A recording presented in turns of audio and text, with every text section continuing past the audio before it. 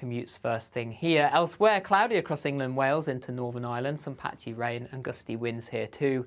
Temperatures on the mild side, 14 or 15 Celsius. But the good news is it looks like as we head into the weekend, it should start to ease. See you again soon.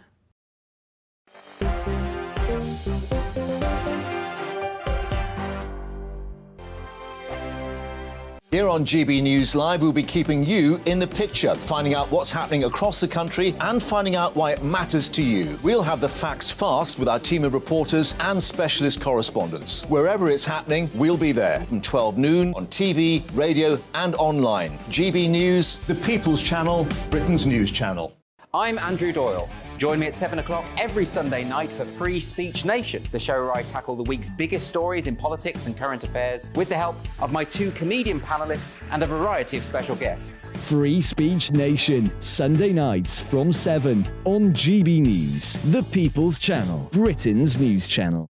I'm Michael Portillo. Join me on GB News on a Sunday morning for topical discussion, debate, arts and culture, and sometimes even ethical dilemmas. I don't always agree with you, Michael. Michael Portillo, Sundays on GB News, the People's Channel, Britain's news channel. Join me, Nana Akue, Saturday and Sunday afternoons on GB News. Expect fiery debate and passionate discussion as me and my panel tackle some of the biggest topics hitting the headlines. It's a place for everyone's opinion. No one gets cancelled, but no one gets an easy ride. Oh, she's on it today! Be ready for conversations that are fierce, frank, and of course, fun. Every Saturday and Sunday afternoon from 4 p.m. on GB News, the People's Channel. We are GB News, and we'd like to say thank you to each and every one of you for bringing us your conversations, for helping our great nation find its voice. We are here for you on radio, television, and online. Across England, Scotland, Wales and Northern Ireland. It's not the BBC, you actually get your facts right. We are proud to be GB News, the People's Channel, Britain's news channel.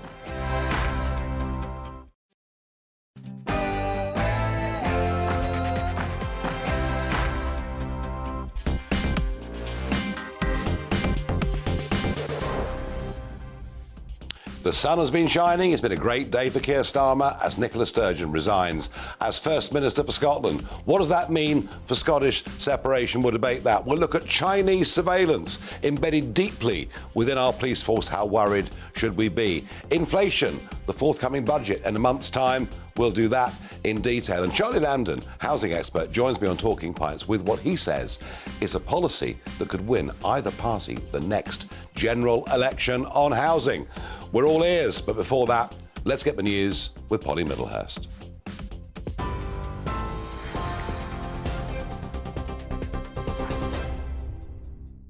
Nigel, thank you. Good evening to you. The news at 7 o'clock. Rishi Sunak has thanked Nicola Sturgeon for her service after the First Minister earlier made a surprise announcement that she was to step down after 8 years in power. Ms Sturgeon said she was proud to have been the first female and longest-serving First Minister of Scotland. She'll remain in the role until her successor is appointed.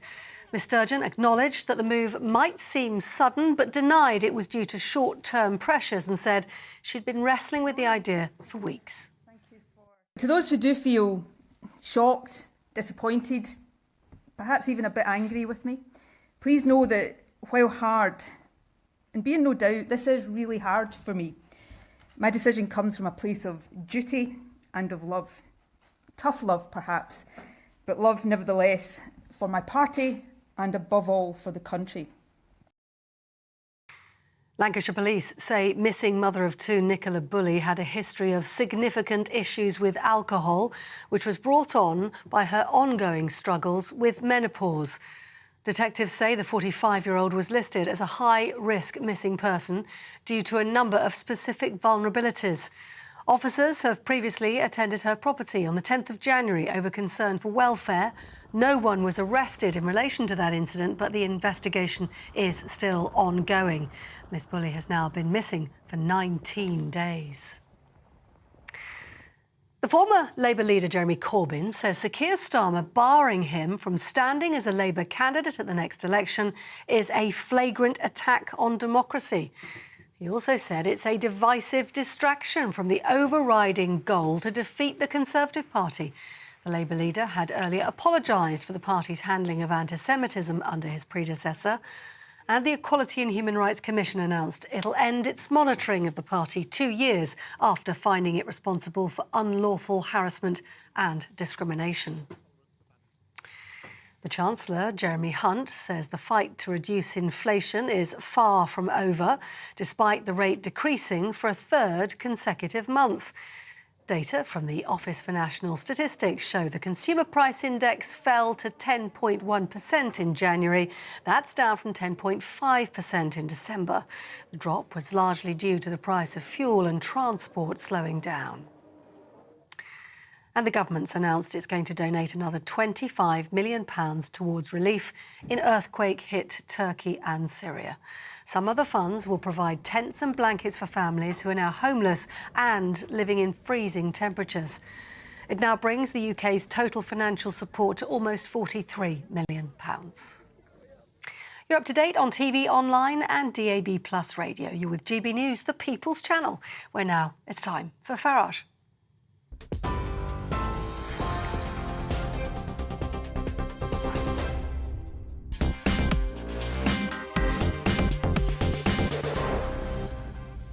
Good evening. Well, the day started off with some inflation figures. We'll talk about those.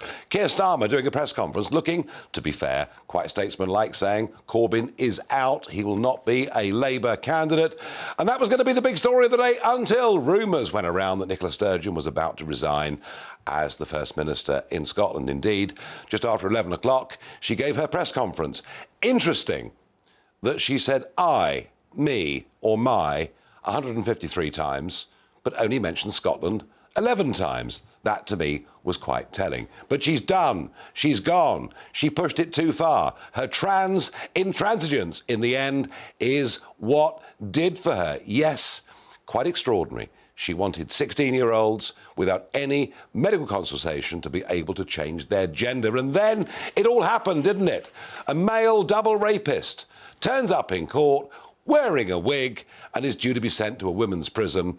And over 80% of Scotland says, no, we don't want that. And Labour start to rise in the polls. Support for separation begins to fall. Stories about SNP money, her own husband's behaviour and non-declaration of loans. And the whole thing unravels and she's gone. I think it's very good news. It's very good news for those of us who believe in the Christian roots of our society. Very good for those of us that believe in the family as being a rather important unit. Very good news for all of us who believe in small c conservative principles, because we see daily headlines that make us very, very upset, nervous, worried about the future. Yet what you've seen in Scotland is proof that the pendulum can swing back, that actually the silent majority in the end can have their way. So I think it's been a very good day. It's been a very sunny day. And in particular, my view is it's been a particularly good day for Keir Starmer and the Labour Party. But tell me, what do you think? How much damage has this done to the cause of Scottish separation? Well, let's go straight to Holyrood and join Darren McCaffrey, GB News' political editor. Darren, a pretty remarkable day for Keir Starmer is my take on this. Labour already rising in the polls in Scotland, the SNP in disarray, a snap poll of Scottish voters asking who should replace Sturgeon, and 69% say we haven't got a Scooby-Doo. That, Corbyn out. Some quick reflections, Darren, perhaps, on Keir Starmer's day. Yeah, really fascinating. I started the day in East London this morning in that same room as Keir Starmer, where Labour seems to be turning a page on what's been a very horrific and toxic period of time, with the allegations, more than allegations, around anti-Semitism in that party. Labour this morning wanting to apologise, but wanting to say, as Keir's been trying to do, frankly, for the last 3 years, to put as much distance between himself and Jeremy Corbyn as possible. In fact, he will not be standing at the next election. And then this news in within a couple of hours is a major boost to Labour. I hot-footed on a plane up here, and you talk to people here, and you're right, they have no idea beyond Nicola Sturgeon who is the right person to take on the job of the SNP leader and indeed First Minister of Scotland. Yes, there are names that float around, Angus Robinson, Kate Forbes, John Swinney and others, but Nicola Sturgeon's been such a colossal of Scottish politics for the past decade or so, Nigel, that frankly all those figures pale in comparison. So this is good news for Labour. It could have a significant impact on the next general election. Of course, Labour have traditionally relied on Scotland in the past to form majorities when they have won elections. But there are bigger questions too about where this leads the independent question as well. Nicola Sturgeon, whether you liked her or hated her, was a very, very good communicator. She was a good advocate for Scottish independence. Whoever succeeds her, will they be able to do that? Lots of people, frankly, think that is not the case. And one of the reasons she's going today, and there's a whole load of reasons, you've explained some of them. I think, frankly, she was also fed up. She expressed that today. I think that is part of the reason. But another reason is that the SNP, Nicola Sturgeon, couldn't find a route to this second referendum when it came to independence, Nigel. We know the UK Supreme Court slapped them down. We know the UK Parliament effectively was not going to give them a pathway to that second independence referendum. It was starting to tear the SNP apart, and that is a big reason why Nicola Sturgeon has left today, but it also asks massive questions about where the independence movement in Scotland goes next. Couldn't agree more. Darren McCaffrey, thank you very much indeed for that full report. Well, let's go now to Member of Parliament for the Scottish National Party who joins us from the Outer Hebrides, Angus MacNeill. Angus, I want to just read you something. And it was a statement made today by Joan. Good evening. Thank you for joining us. Joan McAlpine, a former SNP member of the Scottish Parliament, said today, "Not since Bonnie Prince Charlie sacrificed his Highlanders at Culloden has a Scottish battleground been so ill-chosen. It's not so much dying on a hill as succumbing in a quagmire." She did make, did she not, over her trans legislation, the most catastrophic political mistake? I don't think today's a huge day for pessimism in the way you're painting it, Nigel. But on the GRR, yeah, I would agree, and I've agreed on this channel and on other channels before, that it wouldn't be my chosen legislation, and it's certainly been a political misstep, shall we say. I think I heard Alex Salmond say earlier. So yeah, I mean, but that's that, and that's the past, and we move on, and there's a future ahead of us. But the truth of this is, Angus, you know, this snap poll, you know, 69% of Scots have got no idea who they think should replace Sturgeon. The other names, the list of runners and riders that Darren went through earlier, none of them command at the moment more than 5 or 6% support. Is this the moment at which Alex Salmond's Alba party begins to split the nationalist vote in Scotland? No, I don't think so. I think, as you saw at Westminster when Stephen Flynn took over from Ian Blackford, it was who was he? And then he did his first PMQs and it was, whoa, he's good. So, you know, this always happens in politics. People are unknown until they're known. The one thing that will happen is that people in Scotland desire independence and will move forward and will achieve that. Ultimately, we're going to have in Scotland, like any normal country, we're going to have the people that we vote for governing us. It happens in Ireland, that incidentally split from the UK. Both states are only about 101 years old. And Ireland's far more successful. I mean, I think an Ireland that had remained in the UK would be in a worse situation than Wales, for goodness sakes. But Ireland has leapfrogged all of the UK and is doing far better. And there's certainly no movement in Ireland to come back with Mother Westminster, let's say.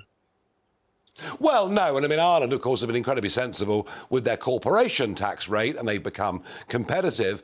And these are all things that many of us thought. I mean, whatever policy Scotland want, we can't do it. And that's the point. We need to get to be able to choose our policies. Because if Ireland hadn't been independent, it couldn't do the policies that Ireland's done. It's not just corporation tax. It's the way they've made free education. They've done whatever in Ireland, you know.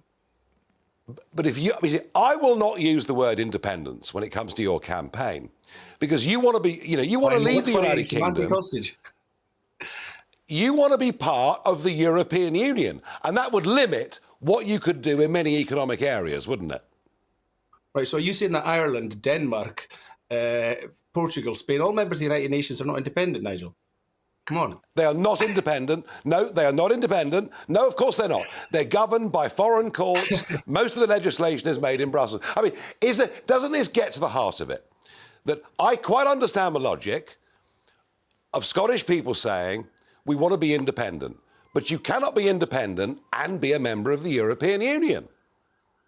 Yes, you can. It's demonstrably done by about 27 member states of the European Union. I mean, far better to be a member state of the European Union than a member of the United Kingdom, for goodness sakes. I mean, where are Scotland at the United Nations? Where are Wales at the United Nations? They're nowhere. They get spoken for by somebody else, but people they don't vote for. Come on, Nigel. I mean, are you saying there's only, the 27 states in Europe are not independent? Come on.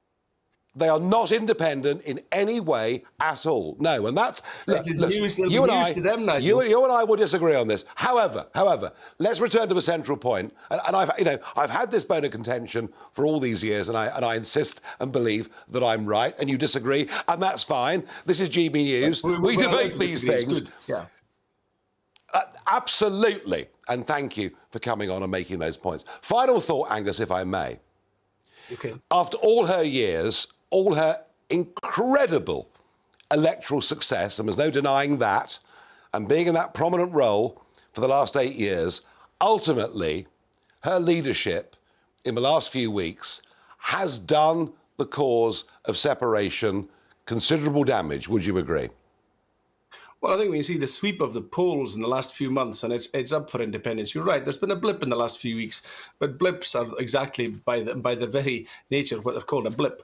But the sweep of desire in Scotland is for independence. You know, independence doesn't mean SNP government, and independence doesn't mean a particular party.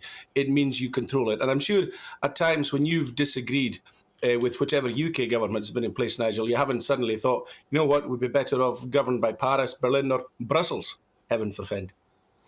No, I believed in, Angus, I believed in self-government. We have slightly different definitions of it. Even though we have different parties. So, you know, the point is that we should have our capital and our decision-making in the capital of our nation in Edinburgh. And, you know, our neighbours in London will get on just fine with them as well as Ireland. Angus, I promise you, if you believe in an independent Scotland, separate from the United Kingdom, separate from the European Union, I respect that point of view. I don't think it'll work, but I respect it. But I thank you hugely for coming on this very important day. Thank you very much indeed for joining us, Angus. There we are. We're never going to win that debate with the SNP, but never mind.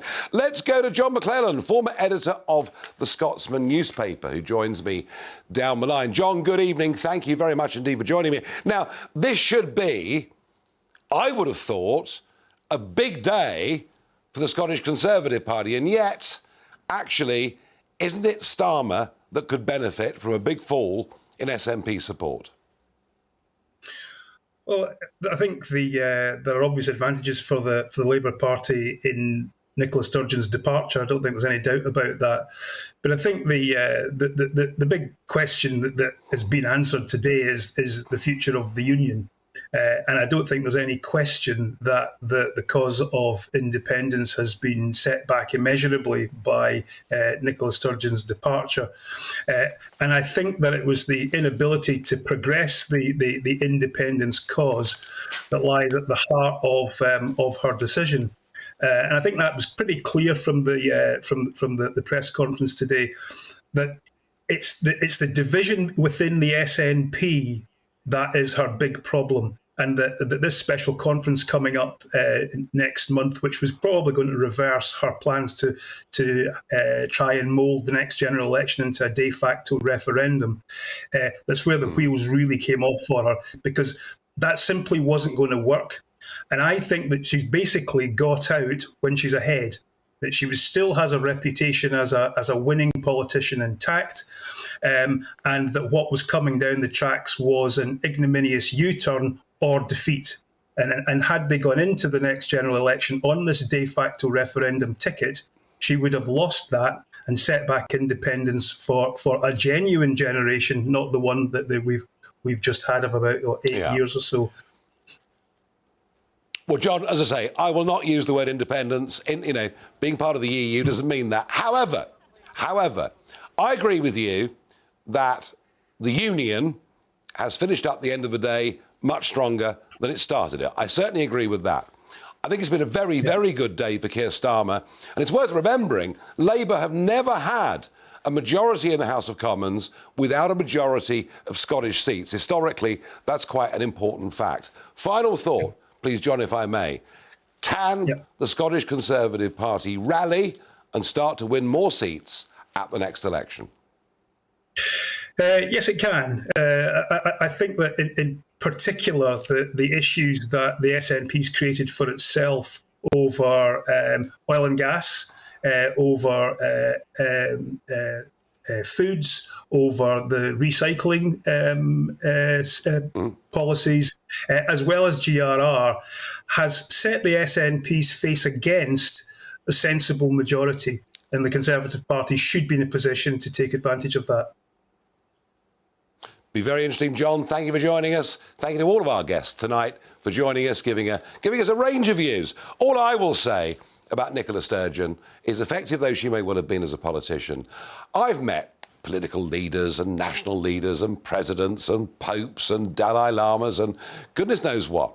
But on a purely personal level, on a day like this, I have to say, I found Nicola Sturgeon one of the most unpleasant people I've ever met in any walk of life. In a moment, let's talk about China. Let's talk about the extent to which they've got surveillance inside British police forces, and what the hell are we going to do about it?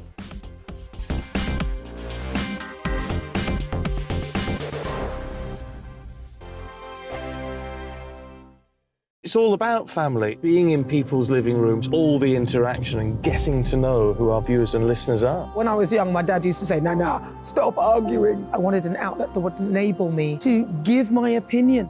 People are going through a really hard time right now, and I know that you don't feel like you're being listened to by the establishment. I came to GB News because it's the People's Channel, and I want the audience to have their say on the events of the day. We're dynamic. We do something different. Democracy shows that the wisdom of the nation is in its people. I get to travel to find out what the story is from a personal perspective. The British people aren't fools. We know when we're not being told the full story. We've got to work out how Britain moves forward from this. It's the best country in the world. The establishment had their chance. Now we're here to represent your views. Britain's watching. Britain's watching. Britain's watching. We're proud to be GB News. The People's Channel. Britain's news channel. Monday to Thursday, 9 p.m. till 11 p.m. Join me, Dan Wootton. I'll bring you the sharpest takes and hottest debates. Do you not believe in prison? I don't believe in prisons. I'm completely stunned. I guarantee you there'll be no spin, no bias, no censorship. I actually was personally quite offended by it. And no reason to go to bed. So I guess they've always been quite woke. That's Dan Wootton tonight on TV, radio and online. Monday to Thursday from 9 p.m. till 11 p.m. on GB News. The People's Channel. Britain's news channel. Hello, I'm Michelle Dewberry, and you can join me every weekday 6 till 7 on Jubes and Kerr. You're an inspiration to us all. Clip that bit up. Well, you are. That's my ringtone. My political ambitions are, those days are gone, I can tell you. She's only teasing. Go on. He's probably going to want to lay down now. I'll give him 2 minutes to have one. Let's respectfully disagree. That's what we like on Jubes and Kerr. Come and join us. GB News, the People's Channel. Michelle Dewberry, weekday evenings at 6 o'clock. I'm Simon Evans. Join me on GB News for Headliners at 11 p.m. What's the scoop? I'll be joined by 2 of the country's top comedians. That's right. As we take a look at tomorrow's newspapers tonight. We're going to get into trouble. If it's a big story, we'll be covering it. Spill some tea on him. There we go. But we'll also have some fun. I wouldn't stick up a bank. My father didn't love me. So anyway. Headliners every night from 11 on GB News, the People's Channel, Britain's news channel. We are GB News, the People's Channel. And right across the United Kingdom. You can find us on Sky Channel 512. Virgin Media Channel 604. Freesat Channel 216. Freeview Channel 236. And YouView Channel 236. You can also take us with you on DAB Plus Radio. With the GB News app and at the website gbnews.uk. We're absolutely everywhere. Come join us on GB News, the People's Channel, Britain's news channel.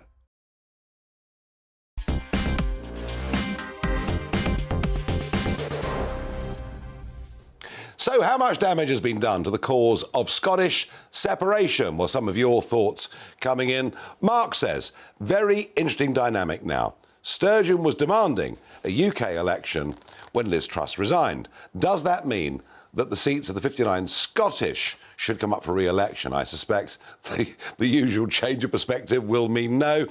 No, Mark, there is not a cat's chance in hell of that happening. Stuart says, I suppose it depends on who picks up the reins. But Stuart, here's the point.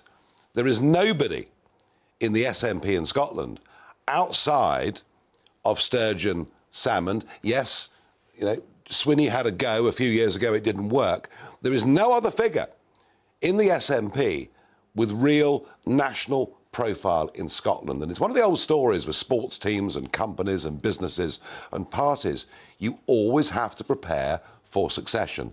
The SNP simply haven't done it. And Ryan says it means the Scottish public are waking up to the immense damage Sturgeon and her cronies have caused. Well, Ryan, I tell you what, when it comes to the trans issue, she has made the most catastrophic policy error ever. And remember, I sat here the week that legislation went through with Professor Matthew Goodwin, who'd polled Scotland, and over 80% of Scots did not agree with people at age 16 being able to change their gender without even having a medical assessment. A classic case of an arrogant political class completely out of touch with the silent majority. Today's the day the pendulum swung back, and it can happen in other areas too. Now, let's talk China, and there's some huge worrying reasons to talk China. It's ironic that on the very day when we're learning about the extent to which Chinese tech is embedded within UK police forces, we also hear the British government has got a contingency plan for what we do about microchips if China invades Taiwan. I've said for years, and I'm going to go on saying it, no one sued me yet, that there are many in the upper reaches of our civil service, business, political ranks who frankly have been in the pay of China for far too long. But we are where we are. Well, Will Geddes joins me, security specialist, corporate protection group, your business these days. Will, you've studied this more than most. You know, as I say, on the one hand, we're getting ready for a war, but on the other, they're our best mates, and we do vast amounts of trade with them. Just tell us, to what extent is Chinese tech embedded within our police forces, within our lives? To be frank with you, Nigel, they may be our friends, but they are unfortunately way too embedded and integrated into our lives, a considerable sight more than you might imagine. This whole issue of particularly their technology that is pervasively within our police forces and our constabularies, and actually of all the constabularies that were solicited to answer the questionnaire, only a fraction of them actually replied. So we don't really have the fullest picture. But whether it be the technology, and the Chinese have been incredibly clever about this, they introduced technology at very, very low cost. So as is always the way, and particularly within the civil service and the public authorities, the lowest bidder will win. So the cheapest price, even though it could be spy equipment, it's the cheapest price. And is that cynically what you're saying? That is, no, there's no cynicism attached to it, Nigel. That is the truism of what has actually happened here. And what we have is we have this technology which we are entirely reliant on for providing surveillance, ANPR, facial recognition, body-worn cameras, which goes all the way back to Beijing. And remembering that the Chinese state, the MSS, the domestic intelligence agencies, not only often have a stakeholding within those companies, those technology companies, but there is a pervasive and very, very universal law to all those companies that should they wish to interrogate any of the data that those companies have, they have to willingly give it up. And it goes deeper, doesn't it? I mean, TikTok is all the rage with kids in this country. Yeah. It is absolutely huge. Yeah. I mean, there's barely a kid out there that's not on TikTok. And yet, I mean, there again, their ability to gather data, to mine into other things you've done on your mobile phone, it's terrifying, isn't it? Yeah, I mean, it is the ultimate Chinese tech away, if you want to say it. I mean, very good. In terms of the way that they've set it up, a lot of these apps and the technology, including obviously the CCTV, will have within their terms and conditions the ability for them to update the software at various times. And how often do we read those terms and conditions, particularly with any software update? Very, very rarely. We don't. Exactly. So even with Apple's terms and conditions, they're the size, apparently, allegedly, of the Magna Carta. So we just don't have the time to do it. We simply accept because we don't want disruption or interruption to the service. However, many of these apps will grant access to the web developers in China and the software developers in China to be able to turn on various functions of your device that will allow them to harvest location data, activity, messages, microphone, camera, without your knowledge. Now, these could be done because you've permitted access for them to do so. But and this is the biggest concern. Apart from Ian Duncan Smith and a handful of people across the road here in Parliament, this has all happened without debate. I mentioned earlier there are many. All I had to do was look at the non-exec directors of Huawei. To see former bosses of major companies, former civil servants, former politicians. Can we turn this around? I think we can, and I think we have to. There are two things which you've drawn on there which are really key. The number one thing was the fact that all the constabularies did not follow a universal due diligence process. And that due diligence process should be led by cyber initiatives in terms of the security that back-ends that technology. Now, China could, if we became enemies with them, turn off those software updates. So those technologies could be rendered redundant. But I think in terms of members of Parliament and other public figures and individuals that have positions of influence, we have to look very, very carefully about how involved they are. How much are they receiving in terms of remuneration as non-executive directors? Are there various sort of facets to those relationships which potentially compromise them? Well, I have named names in the past. I've asked questions about the former Prime Minister's father, Stanley, other things. No one sued me yet. Will, thank you for that sobering update and assessment of where we are. Please, everybody, wake up and smell the coffee. There's a major problem here. Our political class don't seem to really care. In a moment, the inflation figures and the upcoming budget.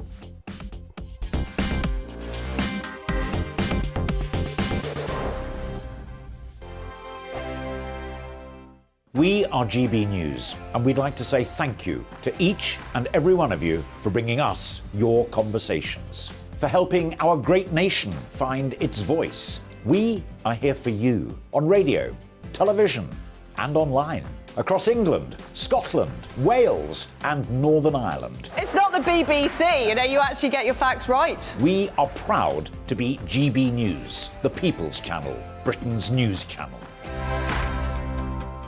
I'm Mark White. As GB News Home and Security Editor, I cover those key issues that are so important to you. Our authorities, our communities doing all they can to combat violent crime. With the public services under unbearable strain, why are we still failing to control our borders? Defence, the first priority of any government, has been continually hollowed out.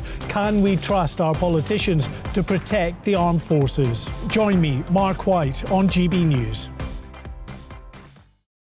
Join me, Nana Akue, Saturday and Sunday afternoons on GB News. Expect fiery debate and passionate discussion as me and my panel tackle some of the biggest topics hitting the headlines. It's a place for everyone's opinion. No one gets cancelled, but no one gets an easy ride. Oh, she's on it today! Be ready for conversations that are fierce, frank, and of course, fun. Every Saturday and Sunday afternoon from 4 p.m. on GB News, the People's Channel. Monday to Thursday on GB News, it's Bev Turner Today from 10 a.m. We're going to be here for you, our GB News family, to keep you up to date, but also make you smile. There's a guy who went from puberty to adultery. And I can't wait to bring a few of my own opinions. I have no time for cultural totalitarianism. We'll engage in passionate, but always polite debate, with your thoughts and opinions at the centre of it all. Only on GB News, the People's Channel, Britain's news channel. Join me every Sunday at 6 p.m. for Gloria Meets. In exclusive interviews, I'll be finding out who our politicians really are and what they really think. It's something that you would never want anyone to suffer. I didn't know what channels there were. I didn't think I'd be believed. I must have weighed about 7 stone and I'm 5'8". My instincts was to sort of cover this up. I mean, clearly that was a mistake. Join me every Sunday at 6 p.m. on GB News, the People's Channel, Britain's news channel. We are GB News, right across the nation. You can get us on television, on radio, on digital. We're absolutely everywhere. Amazing! You see, amazing! You remind me of me in the European Parliament. But here's the most important bit. We are not part of the mainstream establishment. We think and speak just like you do. We are the People's Channel. Magnificent. That's really, really thoughtful. Come and join us on GB News, the People's News Channel.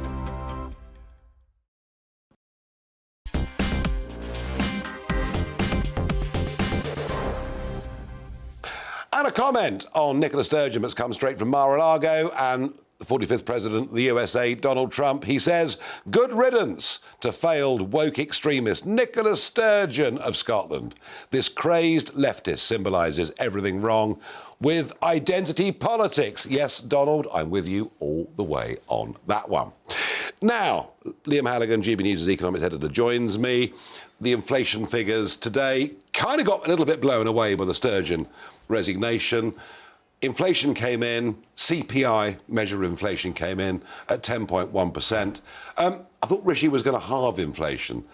Do we take this to be good news or bad news? Well, it came down more than most people expected. Inflation peaked, I use that word advisedly, in October at 11.1%. It's since come down in subsequent months, 10.7, 10.5 and now 10.1% in January. One of the aspects of the CPI, the basket of goods that actually saw the least inflation was transport. A lot of people watching and listening to GB News tonight will know when they fill up their diesel van or their petrol car. It's cost a bit less. It cost a little bit less. It's still a lot more than this time last year, but it's come down a little bit. But the real elephant in the room when it comes to inflation, Nigel, is food. Food price inflation in January still 16% higher than in January 2022. I do think Rishi Sunak's going to get his pledge of halving inflation by the end of the year. I do think inflation will be 4 or 5% by the end of the year, but it won't really be to do with anything that the government does. It was happening anyway. It's happening anyway because when you have big spikes in prices, a year later, those spikes fall out the system and inflation kind of arithmetically falls anyway. It's going to be much harder, Nigel, to get inflation down from 4 or 5%, where it's likely to be at the end of this year, down to 1 or 2%, which after all is the Bank of England's target. That is going to be tough, not least because there's still a lot of wage inflation out there, as we saw from the figures yesterday. And instability still in Ukraine, etc. Absolutely. So we don't know the impact on Absolutely. energy. Liam, an even bigger debate really that's going on than inflation, I think, is the budget's coming up on March the 15th. There is, I mean, businesses, isn't it funny? The government was criticised for cutting taxes too much. Now they're being criticised for raising taxes too much. The pressure, the AstraZeneca decision to move to Dublin from Cheshire, a £300 million investment. There is now massive pressure piling on. You and I have been talking about this, haven't we, for a couple of weeks, Nigel? We've been ahead of the curve on this one. I've been writing about it in my last 2 weekends, Sunday Telegraph column. You now have a very activist group of Conservative MPs in that building just behind your right ear there, Nigel, who are pushing Chancellor Jeremy Hunt and Chancellor Rishi Sunak. What is the point, they are saying, of raising corporation tax from 19 to 25% when businesses are already being hammered? I'm not talking about the big businesses. I'm talking about the small and medium-sized enterprises that employ half our people and account for the majority of our growth here in the UK. Where they're already being hammered with higher energy bills, they're already being hammered by ongoing inflation in the supply chain, their inputs are a lot more expensive, particularly if they're manufacturers, all those shipping costs. So why whack them when you've just spent billions of pounds paying furlough and C-bill loans, keeping these companies alive? Because take it from me, an awful lot of small and medium-sized enterprises, it's not that they're making massive profits, so the corporation tax is going to hit them. It means they won't reinvest, it will hit their cash flow, and it will cause some of them to throw in the towel. There's 5.5 million men and women out there running their own businesses, acting as sole traders. Making Britain work. And for them, the 15th of March, Jeremy Hunt's budget is a big, big day. What are we going to do on that day? Well, on that day, I'm going to be in the GB News studio in Paddington, talking about the budget throughout the day. I'll be presenting the budget programme along with colleagues as we hear from Jeremy Hunt. But then in the evening, I'm joining you, Nigel, in Doncaster. Yep. We're going on the road. We're doing a Farage at large up there in David Miliband's seat. Absolutely. So, the 15th of March, budget day. We're going to be, GB News will be, that evening in Doncaster. Michelle Dewberry will do her show. I will do my show. Liam will join us. We want you to go to gbnews.uk to join us that evening. Priority will go to those involved in business or acting as sole traders. Yes, we will be deeply prejudiced about those that get tickets. We want to hear from the voice of real Britain on that day. Now, a quick what the Farage, this TikTok appeared this morning, and yes, it's a small boat crossing the English Channel. You've been used in the past to the Albanians. This is a boat full of Sikhs. Yes, they're all coming from India. What a good day out there having. It's a Sharabang outing. Basically, it doesn't matter where you come from in the world. It doesn't matter whether you've got a legitimate claim to be a genuine refugee or not. It's come on down. Cross the English Channel, pay a trafficker, and you will be allowed to stay. The whole thing is beyond a joke, and even if they were to get the economy right, that issue alone could cost them the next election. Well, in a moment, I'm going to be doing Talking Pints. We're going to be talking property, yes, and Charlie Lamdin, who joins me, has got the policy that he says could win either the Conservatives or the Labour Party the next general election. All of that in 2 minutes.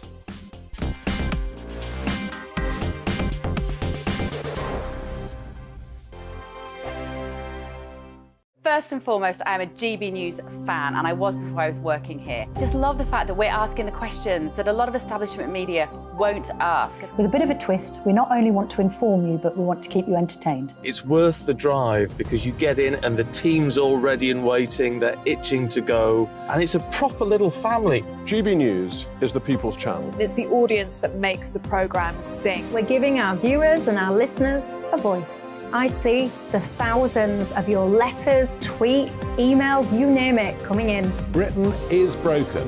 How on earth did we get into this mess? But more importantly, how do we get out of it? The establishment had their chance. Now we're here to represent you. It's time for something different. It's time for GB News. I'm very patriotic. I believe in Britain. Our best days lie ahead. Britain's watching. Britain's watching. Join us here on GB News. The People's Channel. Britain's news channel.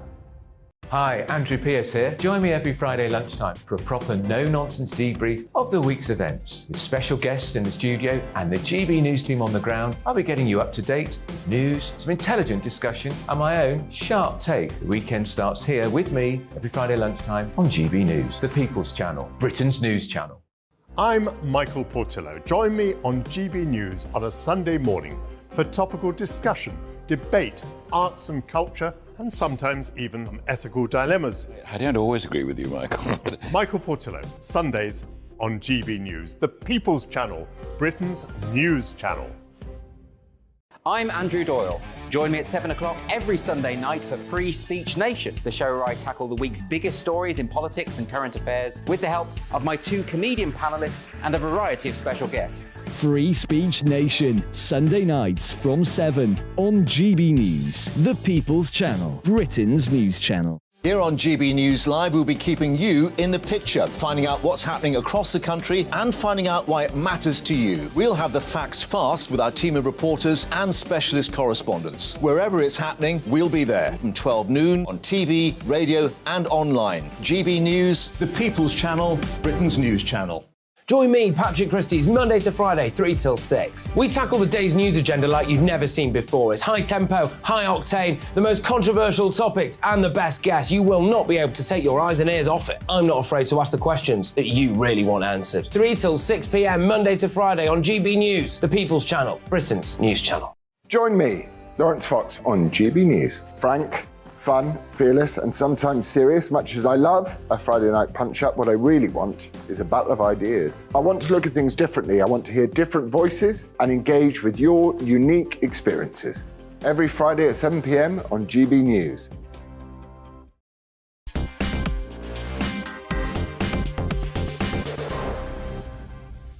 It's that time. It's Talking Pints. Property expert and advisor Charlie Lambden joins me on the programme. Cheers. Welcome to Talking Pints. Now, before we get into housing, which is probably the biggest elephant in the political room at the moment in terms of what's going on in our country and people's hopes and aspirations, your background, bit of a punk rocker, I think, when you were younger. Went to a variety of the best private schools in Britain, didn't quite make the grade at any of them. Expelled. So, yeah, got kicked out of virtually everywhere. But what interested me, Charlie, was you're involved with homeschooling at the moment. And I've known people in Britain and America that homeschool, been acutely aware that in countries like Germany, it is absolutely forbidden to homeschool, which is the state effectively overriding parental rights. I've got a theory that during lockdown, when kids were at home on laptops doing online lessons, parents saw what their kids were being taught and were horrified. And I think there's a homeschooling boom going on. Am I right? There has been a big uptick in people homeschooling, definitely. And in fact, as someone who's publicly said that we homeschool our kids, I get a lot of questions about it, in fact. For me, there's a range of reasons for me. My personal reason is that I travel quite a lot. I just love to be together as a family, and we go everywhere together, and that's a different kind of education for the kids. I also would prefer to take responsibility for my own kids' curriculum, if that makes sense. I think when you think ahead, my kids are young, 15, 20 years from now, what's the world going to be like? Nobody really knows. So whether or not just the standard academic curriculum is going to be the best for them or not, my choice is I'd rather take that responsibility on. And I get to spend more time with my kids while they're small, which is just magical. Can you, with homeschooling, can they be socialised in a normal way with other kids as well? Well, in fact, it's a common misconception that kids don't get socialised. I mean, our kids go to lots of different local classes like dance and gym and martial arts and forest school, and it's a different group of kids everywhere they go. So not only are they not in a sort of boiling pot of the same children all day, every day, which they would be in school, they're seeing different kids, but because we travel a lot, actually they get to see a lot more of just everyone, members of the public. Well, you're a very powerful advocate for it. And so I know several people that homeschool and do it incredibly well. I just think as government gets bigger and bigger and bigger that they're going to come after homeschooling at some point in time. I would be terrified to be told by the state that I can't decide what's best for my kids. No, well, good for you. Now, Charlie, you had a career in the City of London, working at a very similar company to me at a very similar time. The city wasn't quite for you. No, I got fired from that as well. We love having on Talking Pints people who be wastrels who found their way in life later. That was the last time I was actually employed. That was about 30 years ago, roughly. But it was a fascinating... I was in the city while all my friends were at university, and I learnt how global markets work, derivatives, futures options, all the different commodities. It was fascinating. And of course, not just a sort of hands-on education, but also fascinating insight into a major industry and how it works. Well, I did it for 20 years before getting involved in politics and other things. But you've moved on from that, Charlie, and, moving home with Charlie, this is your big pitch these days. So let's just have a big think about this very important thing that is the property market. And it comes in a whole variety of ways. The first is, of course, the rental market. People buy properties to let. They do it commercially, or they inherit a home, or they buy an office block in London and they let out offices. I mean, people tell me that for a young couple, maybe in the 30s, living in London, both on reasonable salaries, even paying the rent for a property makes their life very, very difficult. We heard Michael Gove the other day talking perhaps about changing leasehold arrangements. How much of a mess are we in with all of that? Take the rental market, take the unaffordability of property, take the multiples of income that people need to buy a house, and kind of take the fact that huge numbers of young people can't aspire to what their parents and grandparents thought was a normal way forward and a reasonable aspiration in life. How bad? Is this just London? No. Or is this problem bigger across the country? Yeah, it's especially acute in London, but it's across the country, and I think it's as bad as it's ever been in my lifetime. We have a free market, and the problem that we've got, and the reason there's such a housing problem, is because whilst the government is expected to solve housing problems, it leaves it to the private sector to do so. But they have slightly different agendas, and so it's not the private sector's responsibility to solve the housing crisis. Private companies build houses and sell them. That's what they're entitled to do. And they have all kinds of ups and downs, and they can make good profits in the good years, and they have challenges in the bad years. But I think that if you're a young person today, and you look at, even if I get a really good paying job, I can't afford a place big enough to have a family. And I was talking to my audience on the Moving Home with Charlie YouTube channel, and I said to them, an economy that doesn't allow a full-time employed person to live in a decent home isn't a functioning economy. No, I get that. And yet against that, do people have the right to buy second homes? I guess they do. I mean, but that leads to problems, doesn't it? I mean, take Padstow in North Cornwall, the beautiful Camel Estuary, picturesque little harbour, but in the winter there's no one there. And the property prices have been driven up to a level that no local can afford it.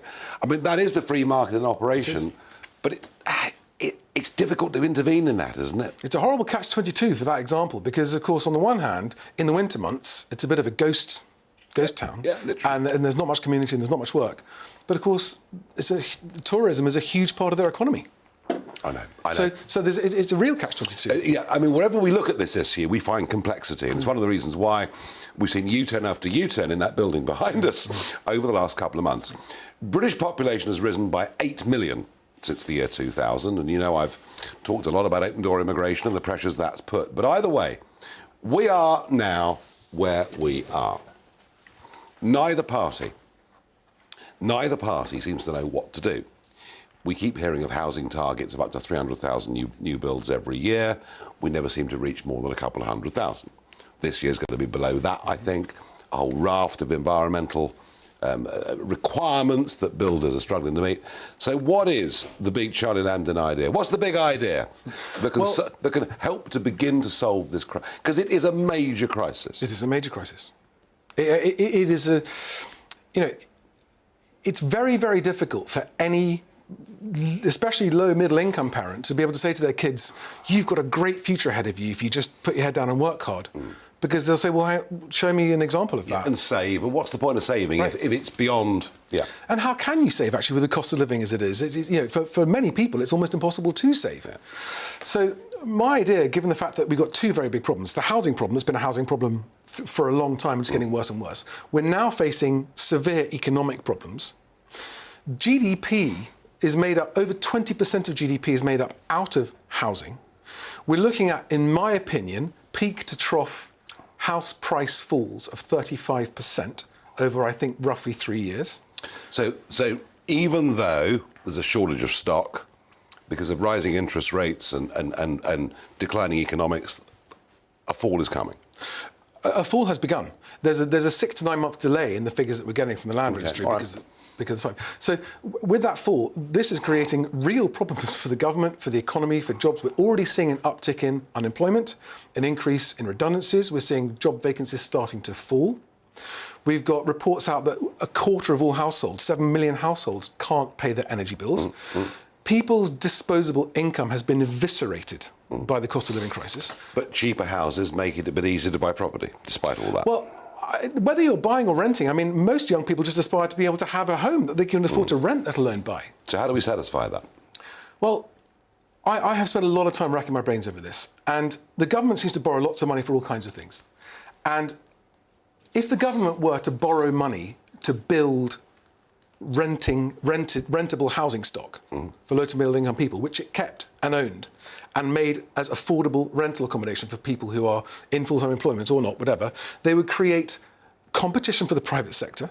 They would create huge amounts of jobs. And by the way, this would have to be high-tech, high-quality, long-lasting home stock, right? So you're creating actual medium to high-level skills, because there's a lot of technology involved in building now. It's not just bricklaying, right? There's a lot of technology. So you create massive It would be state employment. All Now, right. It's not a replacement for the private sector. Interesting. It's actually to make the private sector sharpen their pencil. Charlie's big idea is government gets involved, starts to build property on a very, very big scale, builds a lot of homes, increases level, because actually London's a very low-level city compared to most other cities. Do you know what? It's interesting. I just think government generally makes an absolute mess of everything it does. It have to be done well. And that's the problem. Yeah. It's an intractable one. It's not easy. Good idea. Thank you. Interesting. Thanks, Nigel.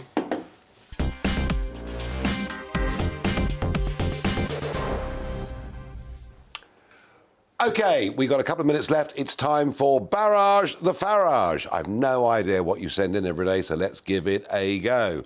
Robert asks, do you think we might all be able to talk about the United Kingdom again now that Sturgeon has gone? Do you know what? It's been a very, very good day for those that believe in the union of the United Kingdom. The one slight worry I've got is that apparently the Northern Ireland renegotiation with Brussels has been sitting on Prime Minister Sunak's desk for the last week. So it could be that the union with Scotland is stronger with the meltdown, political meltdown, of Sturgeon and the SNP, but we may well still find that Northern Ireland effectively is cut off by a border in the Irish Sea. We'll have to wait and see. I don't know. But hey, Rishi, you've done this great deal. Why are you so reluctant to tell us about it? Next one up. Elsie asks, how can people voice their discontent of the government from Conservative or Labour when we have no more rights to disagree or protest against the narrative? Well, Elsie, look, you know, the fundamental point about democracy, and one of the reasons I believed in Brexit and self-government, is that we vote for the people that really have the power to make laws in our country, and once every 4 or 5 years, we can get rid of the Muppets and replace them with somebody else. So, you know what?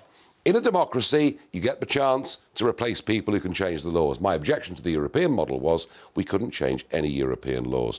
Very quickly, last one. A viewer asks, does the fall of Sturgeon and SNP mean that an even greater majority for Starmer at the next election? Look, today is, be in no doubt, today is a birthday for, in political terms, for Sir Keir Starmer. The Tories get no benefit at all from what's happened today. For Labour, it's been a really, really good day. And it's been a good day for me. I've enjoyed it thoroughly today. Be back with you tomorrow night at 7 o'clock. Weather next. Hello there, I'm Greg Dewhurst and welcome to your latest broadcast from the Met Office. There will be rain in the forecast over the next few days, turning particularly windy on Friday, but staying mild for the time of year throughout. Looking at the pressure pattern, low pressures moving in from the Atlantic, giving the cloud and rain. This low pressure in particular will give some very strong winds across Scotland and northern England as we head through Friday, a Met Office warning already in force. Through the rest of Wednesday, we've got cloud and rain moving in from the Atlantic, and this turning quite murky and misty overnight into the early hours of Thursday morning. Clearest skies across Scotland here. A touch of frost is possible, 3 or 4 degrees in the towns and cities, close to freezing in the countryside. But elsewhere, with the cloud and rain, temperatures staying well above freezing. But that means a cloudy start across much of the UK to start Thursday morning. Outbreaks of rain and drizzle, tricky driving conditions over the higher ground with hill fog. Best of the sunshine, though, across northern Scotland. It stays sunny here for much of the day. Showers across Orkney and Shetland. Elsewhere, it slowly brightens up, and if we get any sunshine, we could see highs of 13 or 14 degrees, so well above the average around 8 degrees at this time of year. Into the evening time, further wet weather moves in from the Atlantic, spreading into Northern Ireland and Scotland. And then the winds start picking up during the early hours, combined with some heavy rain, could lead to some tricky travelling conditions for those up early into Friday morning. A Met Office warning coming in force from 5 o'clock. As a result, a lot of cloud around, the winds picking up here 8 or 9 as a minimum temperature. Complete difference to what we've seen over the last few nights. So Met Office warning for gusts of 60 to 70, possibly 75 miles an hour across the coast of parts of Scotland, northeast England, leading to some tricky commutes first thing here. Elsewhere, cloudy across England and Wales into Northern Ireland. Some patchy rain and gusty winds here too. Temperatures on the mild side, 14 or 15 Celsius. But the good news is it looks like as we head into the weekend, it should start to ease. See you again soon.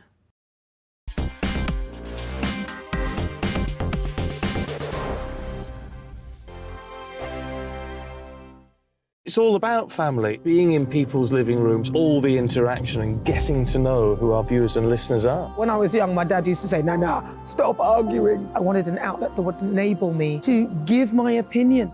People are going through a really hard time right now, and I know that you don't feel like you're being listened to by the establishment. I came to GB News because it's the People's Channel, and I want the audience to have their say on the events of the day. We're dynamic. We do something different. Democracy shows that the wisdom of the nation is in its people. I get to travel to find out what the story is from a personal perspective. The British people aren't fools. We know when we're not being told the full story. We've got to work out how Britain moves forward from this. It's the best country in the world. The establishment had their chance. Now we're here to represent your views. Britain's watching. Britain's watching. Britain's watching. We're proud to be GB News. The People's Channel. Britain's news channel. Join my show Farage, 7 p.m. till 8 p.m. Monday through Thursday, and there you will get opinion, analysis, debate, and I'll cover stories that nobody else dares to touch. You've been cancelled. Join the club. Oh my goodness me. And then for the last 15 minutes, talking pints. We're over a drink. We have a civilised conversation with someone. We very often disagree, but we do it in a grown-up way. Come and join me on Farage.